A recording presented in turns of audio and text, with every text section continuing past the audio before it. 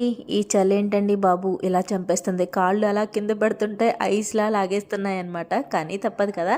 ఇంక ఇవాళ బ్రేక్‌ఫాస్ట్‌కి అటుకులతో వడలైతే వేశాను. వేడి వేడిగా టీ తాగుతూ అలా వడలు తింటుంటే భలే ఉంది. "నువ్వు వడలెలా వేశావో చెప్పు" అంటారా? సరే సరేలే చెప్తాను ఆగండి. ఫస్ట్ అయితే ఒక కప్పు అటుకుల్ని 2 సార్లు శుభ్రంగా కడిగేసుకొని వాటర్ లేకుండా అలా పక్కన పెట్టేసుకోండి. నేనైతే ఒక కప్పు శనగపప్పుని నైటే నానబెట్టేసుకున్నాను. నానిన తర్వాత శుభ్రంగా కడిగేసుకొని మిక్సీ జార్‌లోకి వేసుకొని 2 ఉల్లిపాయలు అలాగే 4 పచ్చిమిర్చి, ఒక స్పూన్ జీలకర్ర వేసుకొని అలా 2 సార్లు తిప్పితే సరిపోతుంది. బాగా మెత్తగా వద్దు. ఇలా బద్దలా ఉంటేనే బాగుంటుందన్నమాట.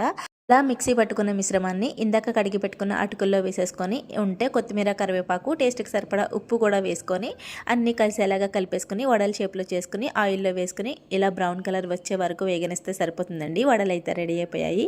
మనకి సాయంత్రం బండి మీద దొరికే వడలు చూసారా, అలా ఉంటాయన్నమాట. టీతో తింటే అద్దరిపోతాయి. ట్రై చేయండి. అలాగే ప్లీజ్ వీడియో